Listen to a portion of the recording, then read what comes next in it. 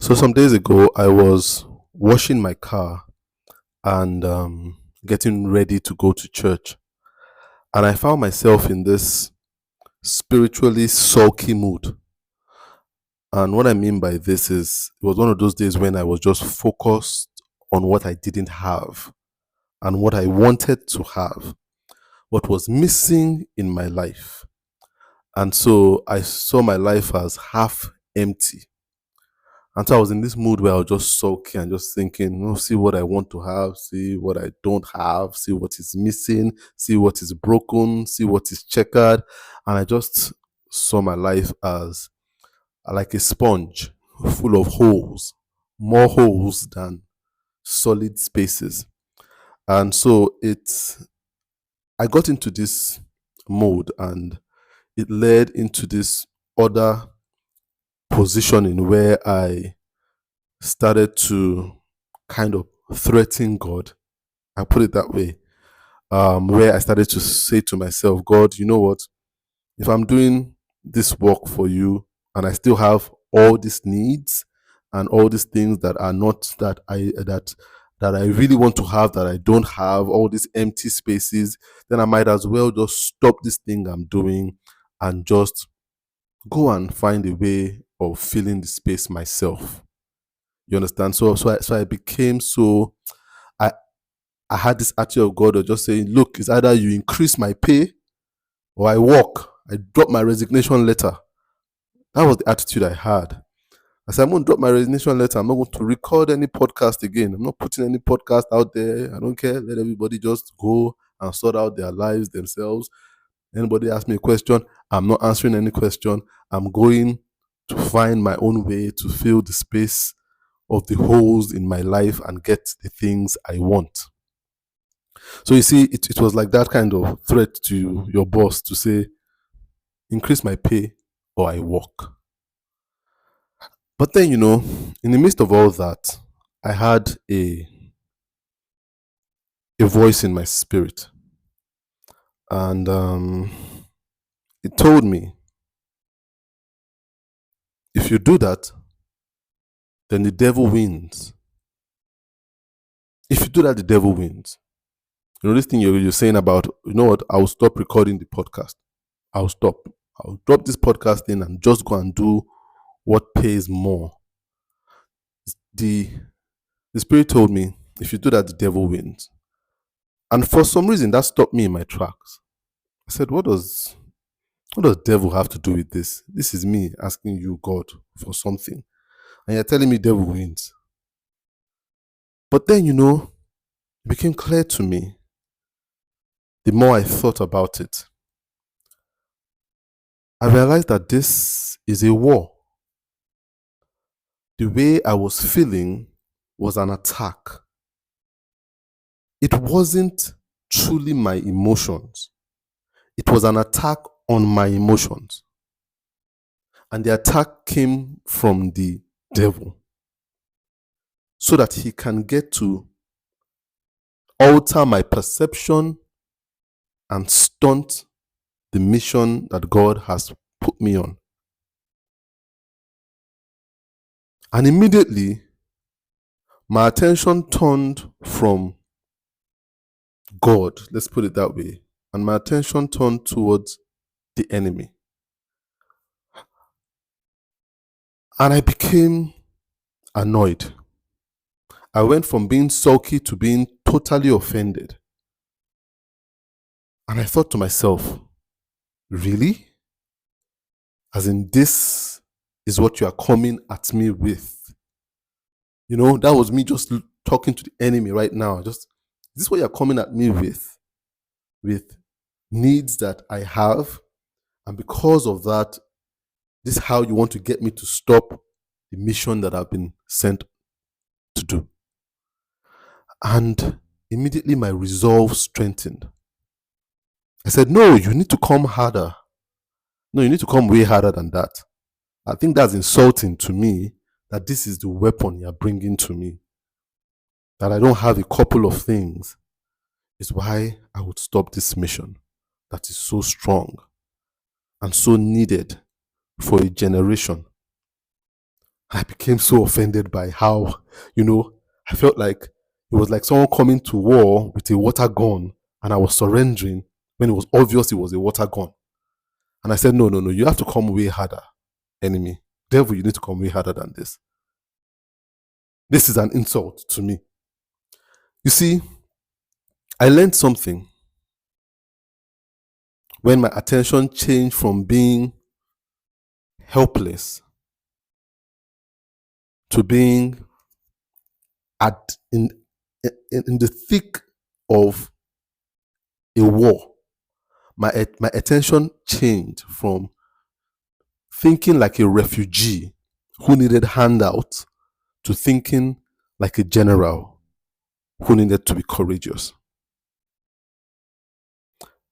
And that's what I want to talk about today.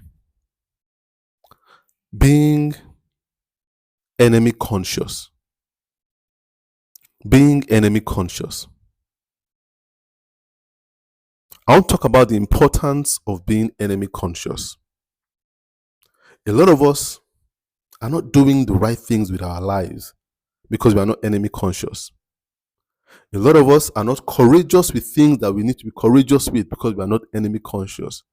A lot of us have accommodated a lot of wrong emotions and wrong attitude because we are not enemy conscious.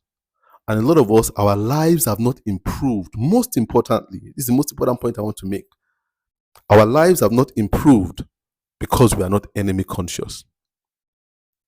Being enemy conscious is a very important thing. Being enemy conscious is a very important thing. It's something that a lot of people lack. I believe we lack it a lot in Africa. And I will come to that. That's why we are not improving. Enemy conscious. We don't know who our foes are and who our friends are. In fact, we go out seeking friends instead of going out trying to identify our foes. You get better by identifying your foes than by choosing your friends. You improve by identifying your foes. Your mindset improves by identifying your foes. And that's what I experienced on that Sunday while I was washing my car. The moment I identified my foe, my mindset, my resolve became stronger. And I stopped pitying myself. And then I knew there was a sense of responsibility upon me.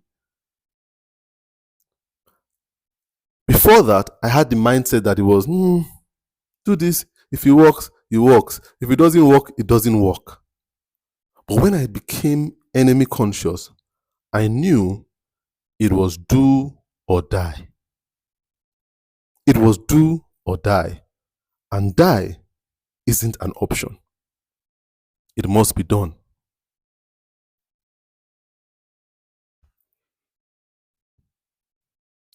Being enemy conscious. You see, there are two or three, let me say three economies in the world today that are like the three main economies in the world, three countries in the world, three countries that nobody messes with in the world. You see, there's this content that I see normally on social media that shows a man who is pretty muscular, slightly athletic build, and walking with his shoulders high. And a lot of times they tag him as a country. They can tag him as USA. So as he's walking, he sees other smaller guys and he bumps into them with his shoulder without apologizing. And they move out of the way, all scared, and he's going bullying people. And then you see different people with slightly smaller builds approach him. Some of them with much smaller builds, and he's pushing them away, just bullying them and shouldering them. And then a couple of people come that are much bigger than him, and he moves out of the way for them because he knows that this ones, he cannot shoulder them. They are too big. And one of those countries that always comes is Russia and China. So you have these three countries. with their shoulders high, very buff, very athletic, muscular build that everybody respects. And they respect each other. You understand? They try not to get in each other's way. Now, I want to start by talking about US and Russia. Two highly developed countries. Highly developed countries. When you have a meeting of leaders, the leaders of these countries are given exceptional attention. And why is this? How did we come to a place where US and Russia are so influential in the dynamics of the world? I'll tell you why. US is such an advanced country. Russia is such an advanced country. They are not advanced because they are intelligent. They are not advanced and made strides in technology because they have raw materials. No. There's no country that improves because of its raw materials. If countries improve because of their raw materials, Nigeria should be one of the strongest countries in the world. Countries improve when they identify their number one arch enemy.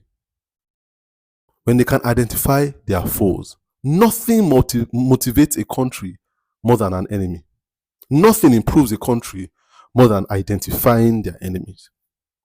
You see, Russia and the US are mortal enemies.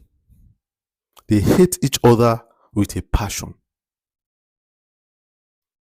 And it started with what is called the Cold War. The Cold War is a silent war that has been festering between Russia and the US for years, ever since the end of the Second World War. The Cold War, I'll have you know, was started largely by a man called Albert Einstein. Albert Einstein had a very huge role to play in the war between America and Russia. So America and Russia have Albert Einstein to thank for their development in their society and their economy. And I'll tell you how.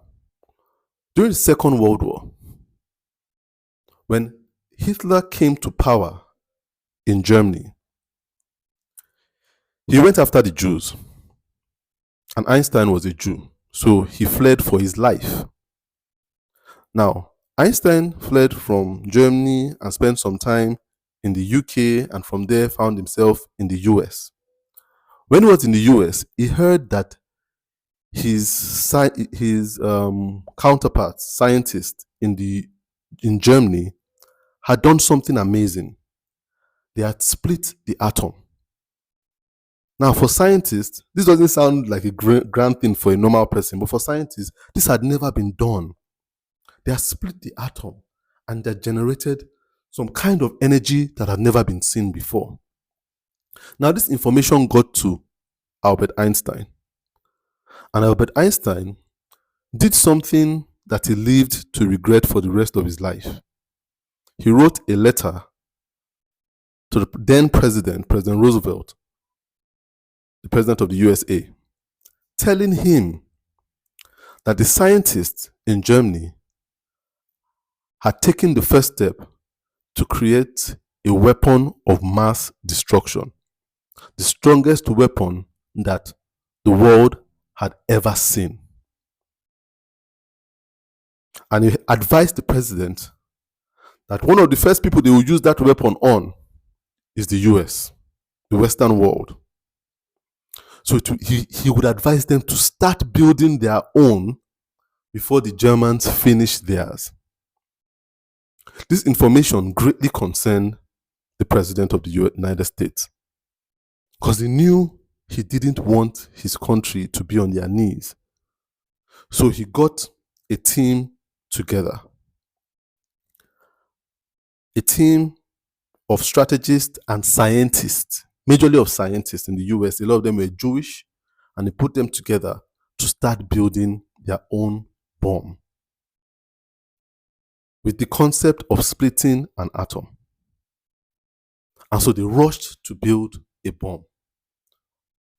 Now, this was unknown to the Germans because the Germans didn't even know what they had on their hands. They didn't know that splitting that bomb, they didn't know what they had done.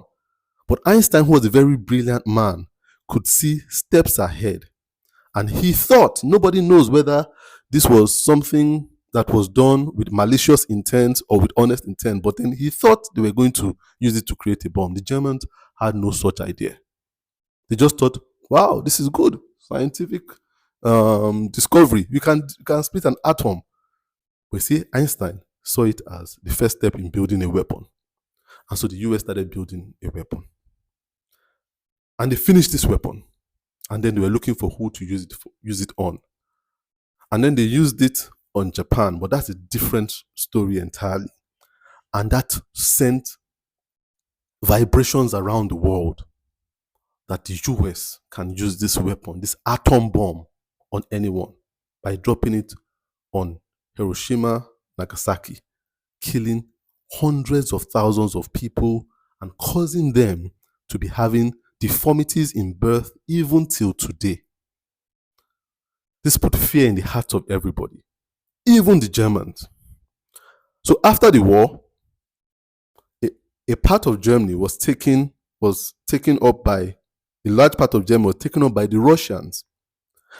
But unknown to the Russians, they now inherited this mistrust of the US. So they felt if the Germans don't have it and the Russians are the ones in control of the Germans now, it means the Russians are the ones with this bomb that Einstein told us about. And so the Russians heard this, that the US heard that they have a bomb and they are coming for them. So the Russians started to haste to build their own bomb too. And they started to got scientists together to build even a bigger bomb. And then the US heard they have a bigger bomb, and then they started building a bigger bomb, and that's how they start building bigger and bigger weapons, each one of them waiting for the other to just make a move so that they can use it. And that's the Cold War. The Cold War has caused those two countries to improve in their technology and in their warfare strategy because they see the other one as an enemy coming for them. This enmity has spread to other parts of their society, even to sports. That's why you realize in the Olympics, you realize that Russia and Germany try to win a lot of medals. In going to space, each one wants to go to the space before the other one. They are trying to prove to their enemy that you cannot conquer me. Those two countries have grown drastically because they are enemy-minded. No country grows because of its resources. No country grows because of its resources or how great they are at thinking, how intelligent they are. They only improve the moment they are able to sight their enemies and to protect themselves from their enemies. The same thing with China. China has grown because it has a lot of enemies. China's number one enemy is not even the West, it's not the US. Those are the number two enemies. Number one enemy of China is other Asian countries around them. Other Asian countries, a lot of them are breakaway countries from China. So all of them have a grievance with China. How China mistreated them when they were under China. So China realizes, oh, I'm surrounded by a lot of enemies. We need to improve ourselves so that we never need these people. We never get to a place where we go out and beg these people for anything because they're all around us and they all have receipts of how we mistreated them when they were with us. That has forced China to try to be number one, not only in Asia, but in the world. Another country that has improved because of their enemies is Japan. Ever since US dropped that bomb on them, they told themselves that it will never happen again. They would improve technologically because now they had issues with China as a country and with US. That's why when you look at Japan, it's like they are living in 2050. They always want to be technologically ahead, so that even if somebody is sending a bomb to them, they have technology that can tell them that a bomb is coming. Japan is not improving because they have the most natural resources or the most brilliant minds, but because they are one of the most aware of their enemies. They have scars to show where their enemy hurt them. Enemy consciousness.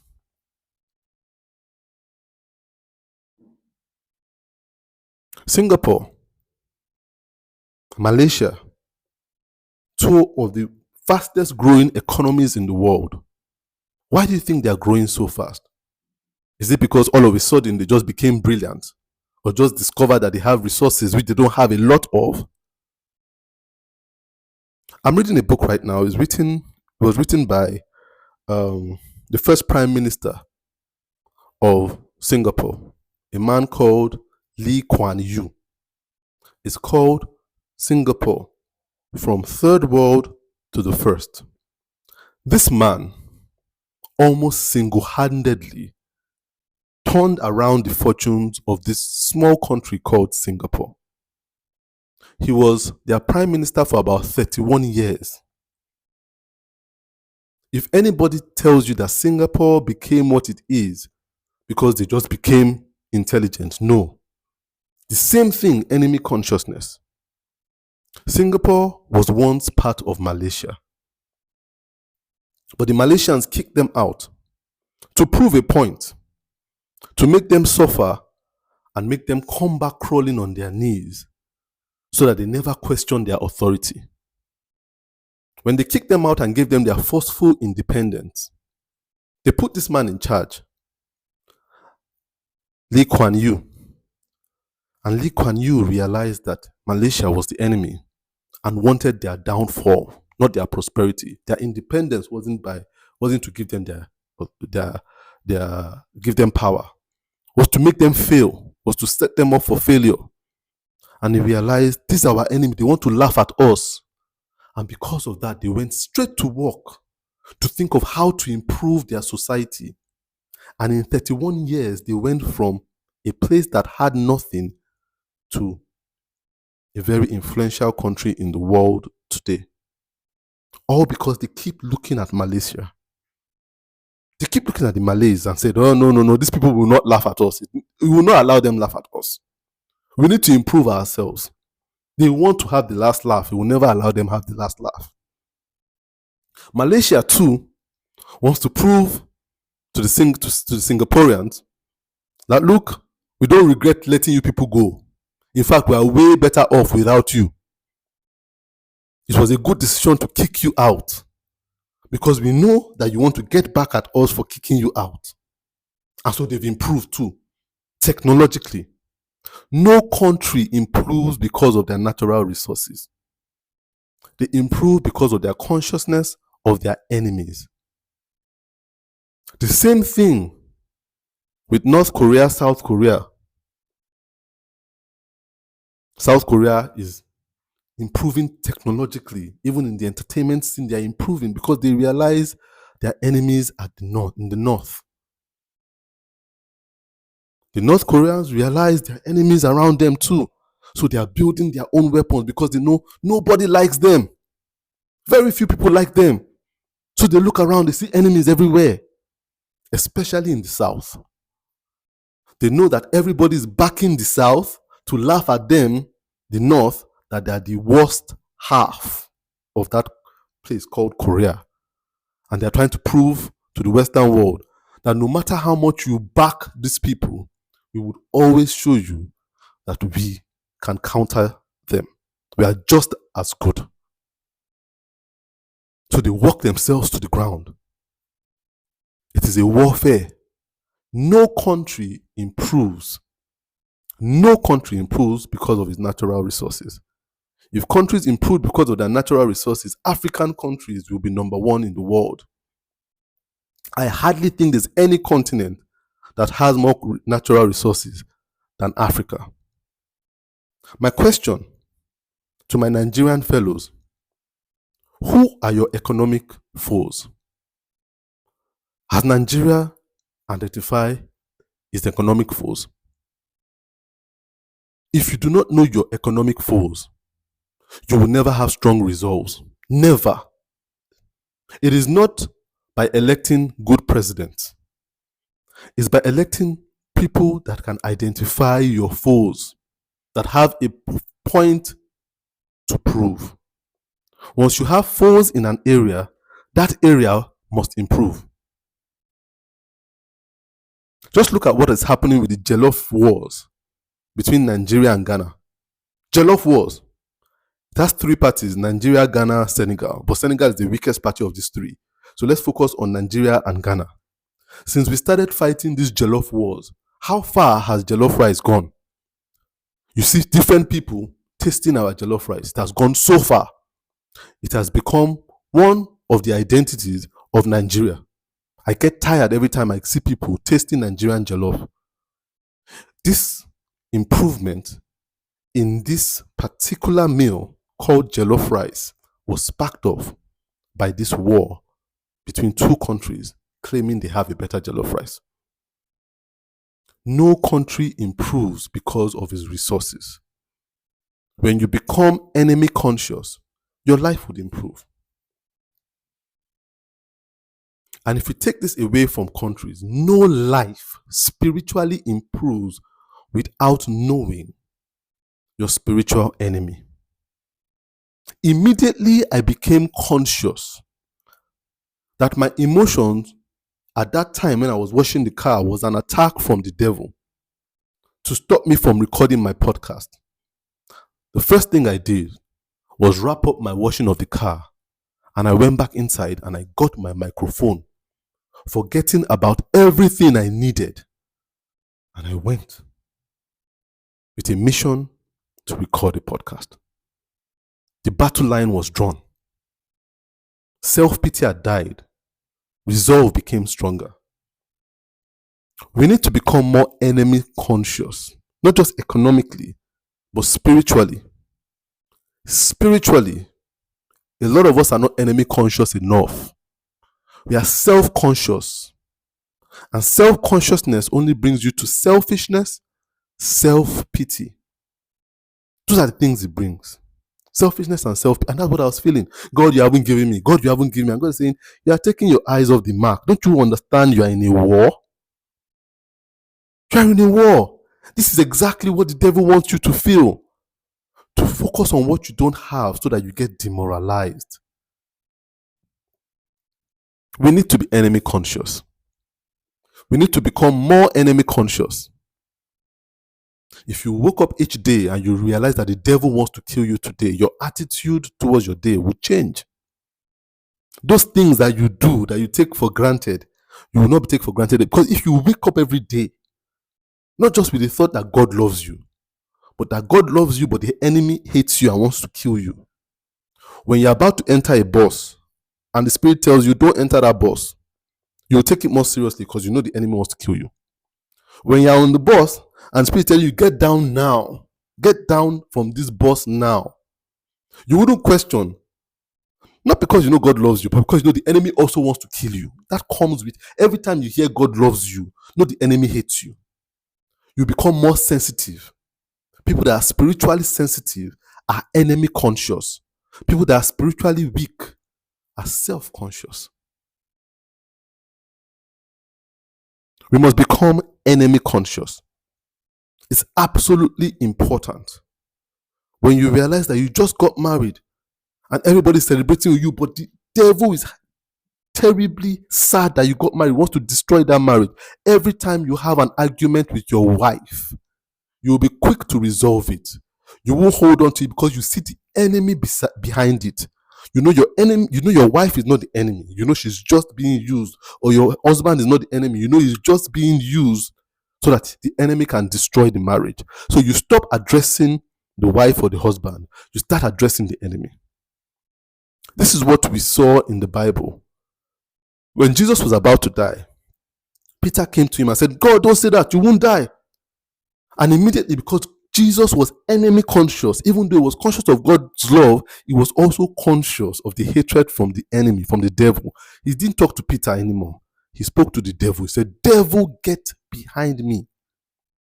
If he wasn't enemy conscious, he would have started to say, "Oh, Peter, thank you for loving me. I know you care about me." Immediately, he knew he was trying to discourage him. So immediately, he pushed Peter aside and addressed the enemy behind Peter. "Enemy, get away from me. I know you're the one controlling Peter." We must become enemy conscious to become spiritually strong, to have stronger spiritual resolve. The way you go into your day changes immediately you become enemy conscious. The way you go around just eating food anywhere that they give you changes when you become enemy conscious.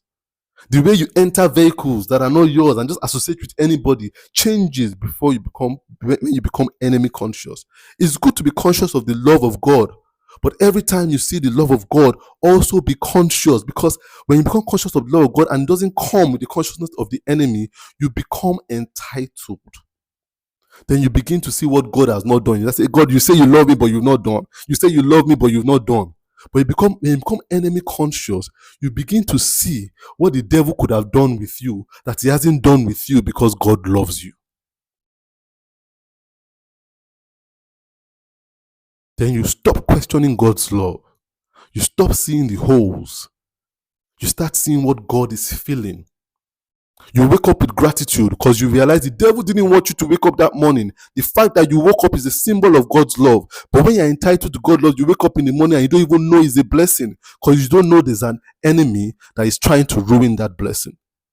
Someone that goes to bed knowing the enemy doesn't want them to wake up the next day, wakes up the next day feeling a sense of triumph. You feel triumphant just by waking up, which everybody sees as an entitlement. We need to be more enemy conscious. When you're more enemy conscious, you become more grateful for God's love. You have a stronger resolve to do God's work, less entitled. You start counting your blessings because you realize there's a thief that wants to take every single one of those blessings. Every single one of them is a thief. I don't think you've ever seen a thief before. What amazes me about thieves is how complete they are. I've had a thief come to our house before. They take everything. If you have a wallet and a thief wants to steal from you, you have 1,000 naira in there, you have 5 naira in there, he's going to take the 1,005 naira. He's not going to leave 5 naira for you. Every single thing. Thieves don't have any sympathy or empathy. That's exactly what the devil is. Every single thing he wants to take from you. If he can kill your father, he wants to kill your mother too. He's not satisfied with the sadness that comes with killing one parent. He wants to kill all your kids. Every single thing. Once you realize there's a cold war between you and the devil, your resolve and how you live your life will begin to change. I think somebody here really needs to listen to this. Become enemy conscious. And by so doing, you become more God conscious. My name is Tola T.A. Alabi, and this is the TA Podcast.